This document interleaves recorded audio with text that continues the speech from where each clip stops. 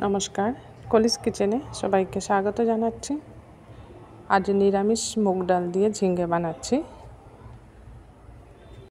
এর জন্য এখানে একটা ঝিঙ্গে নিয়েছি, একটা বড় সাইজের আলু চিকন চিকন করে কেটে নিয়েছি, ঝিঙ্গেটাও একটু বড় করে কেটে নিয়েছি, আর ছোটো বাটি এক বাটি মুগ ডাল নিয়ে নিয়েছি। গ্যাস জ্বালিয়ে একটা কড়াই বসিয়ে দিয়েছি। এটা আমি সরষের তেল দিয়ে বানাচ্ছি। এখানে সরষের তেল দিয়ে দিয়েছি, শুকনো লঙ্কা দিলাম ফোড়নে, আর পাঁচফোড়ন দিচ্ছি ফোড়নে। পাঁচফোড়ন দিয়ে বানাবো রেসিপিটা।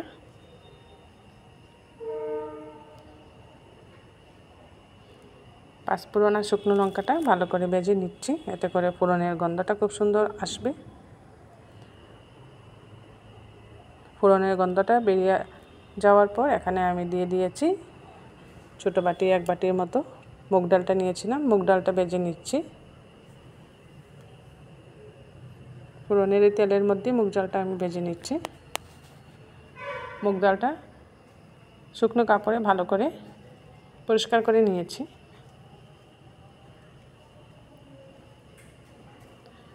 এবার এর মধ্যে কেটে রাখা আলু দিয়ে দিচ্ছি।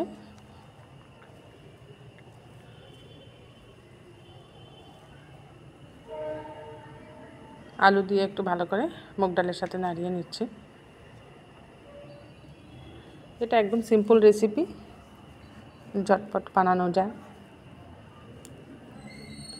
কেটে রাখা ঝিঙ্গেও দিয়ে দিচ্ছি এখন।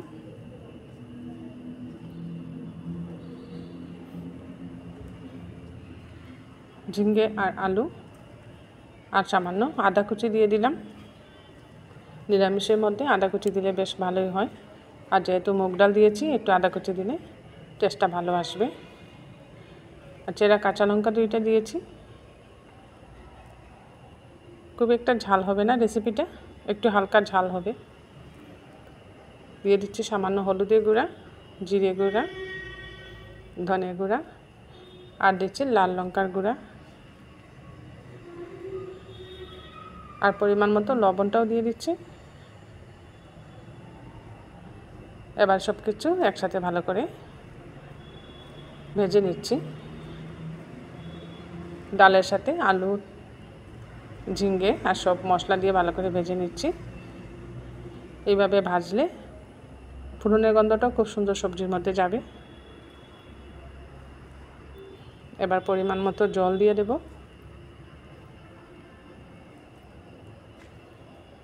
জলটা একটু বেশি দিচ্ছি, এতে করে ডালটাও সিদ্ধ হবে, আলুটাও সিদ্ধ হবে। এর জন্য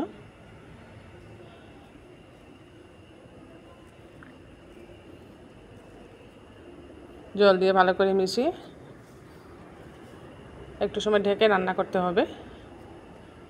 এইভাবে ফুটে ওঠার পর আমি ঢাকা দিয়ে রান্না করছি। আমি অন্য পাত্রে ঢেলে নিয়েছি সবজিটা। অন্য একটা কড়াইয়ের মধ্যে ঢেলে নিয়ে ভালো করে ঢেকে রান্না করছি। তৈরি হয়ে গেল ঝিঙ্গে মুগ ডাল দিয়ে একটা নিরামিষ রেসিপি। খুব তাড়াতাড়ি হয়ে যায়। আজ আর একটা টিফিন রেসিপি বানাচ্ছি সাথে। এটা দুপুরের মেনুতে ছিল নিরামিষ, আর চায়ের সাথে চা হিসাবে বিকেলে একটা টিফিন রেসিপি বানাচ্ছি। আমার মুগ ডালের রেসিপিটা আপনাদের ভালো লাগলে বানিয়ে খাবেন, কমেন্টে অবশ্যই জানাবেন কীরকম হলো। আর এখানে ইডলি ব্যাটার ছিল, সকালে আমি ইডলি বানিয়েছি। এর সামান্য ব্যাটার একটা ছোট বাটিতে রেখে দিয়েছি। ইডলি ব্যাটারের মধ্যে দিয়ে দিয়েছি কাঁচা লঙ্কা আর একটা মিডিয়াম সাইজের পেঁয়াজ কুচিয়ে নিয়েছি। পেঁয়াজটাও ইডলি ব্যাটারে দিয়ে ভালো করে মিশিয়ে নিচ্ছি। ইডলি ব্যাটারে আগে থেকেই লবণ দেওয়া ছিল, এর জন্য এখন আর লবণ দিচ্ছি না। এর মধ্যে ইডলি ব্যাটার স্যান্ডউইচ বানিয়ে নিচ্ছি। একটা তাওয়ার মধ্যে বানিয়ে নিচ্ছি স্যান্ডউইচটা। তাওয়াটা গরম হয়ে যাওয়ার পর এর মধ্যে সামান্য রিফাইন্ড অয়েল দিয়ে দিলাম। এবার 3 পিস পাউরুটি নিয়ে নিয়েছি। পাউরুটির মধ্যে জায়গাটা গোল করে কেটে উঠিয়ে নিয়েছি। এতে করে গর্তর মতো হয়ে গেছে মধ্যেখানে। এখানে এখন ইডলি ব্যাটারটা দিয়ে ভর্তি করে দেব। খুব সুন্দর একটা স্ন্যাক্স রেসিপি। এটা আপনারা বাচ্চাদের টিফিনেও দিতে পারেন এইভাবে বানিয়ে। ইডলি ব্যাটারটা দিয়ে ভালো করে পাউরুটির মধ্যে যে গর্তটা করেছিলাম এটা ভর্তি করে দিয়ে দিচ্ছি।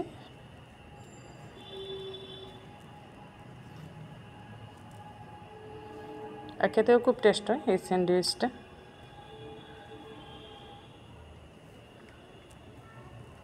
এইভাবে যতটুকু ব্যাটার রেখেছিলাম আমি এটা দিয়ে 3টে স্যান্ডউইচ বানিয়ে নিয়েছি।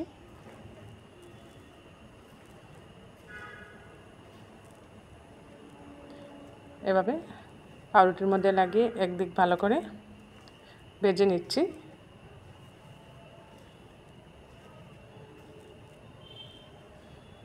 একদিক ভালো করে ভাজা হয়ে যাওয়ার পর অপর দিক উল্টে দেব। এবার এর মধ্যে দিয়ে দিচ্ছি ম্যাগি মশলা।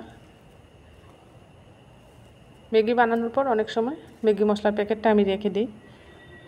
2-3টে ম্যাগি একসাথে বানালে একটা মশলা আমি কম দিই, এর জন্য একটা প্যাকেট রেখে দিয়েছিলাম। এখান থেকে এই ম্যাগি মশলাটা উপর থেকে দিয়ে দিয়েছি।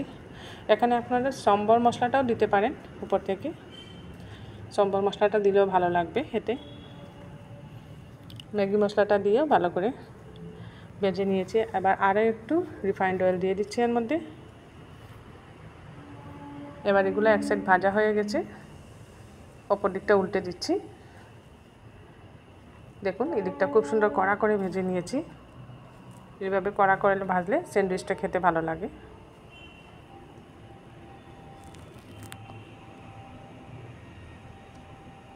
তিনটে আমি ভালো করে উল্টে দিয়েছি। আরও 1 চামচের মতো তেল দিয়ে দিলাম, এতে করে নিচের দিকটা মুচমুচে করে ভাজা হবে। এইভাবে তাওয়াটা ঘুরিয়ে ঘুরিয়ে সবগুলোর মধ্যে তেলটা লাগিয়ে নিয়েছি। এগুলো ভাজা হয়ে গেছে খুব সুন্দরভাবে। এখন একটা প্লেটে নামিয়ে নেব। এবার একটা কেচির সাহায্যে আমি কেটে নিচ্ছি স্যান্ডউইচগুলো। দেখুন মধ্যখানে ইডলি ব্যাটারটা খুব সুন্দরভাবে লেগেছে। আর ইডলি ব্যাটারটা আমি সুজি দিয়ে বানিয়েছি।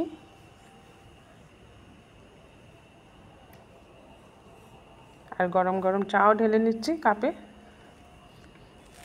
সন্ধেবেলা চায়ের সাথে টা হিসেবে গরম গরম ধোয়া ওঠা চা, ইডলি ব্যাটার স্যান্ডউইচ, আর সাথে সামান্য কয়েকটা বিস্কিট আর চিপস নিয়ে নিয়েছি। আমার এই দুপুরের ঝিঙ্গে আলুর রেসিপিটা আর বিকেলের চায়ের সাথে একটা ইডলি ব্যাটার স্যান্ডউইচ আপনাদের ভালো লাগলে বানিয়ে খাবেন। লাইক শেয়ার সাবস্ক্রাইব করবেন আমার চ্যানেলটা।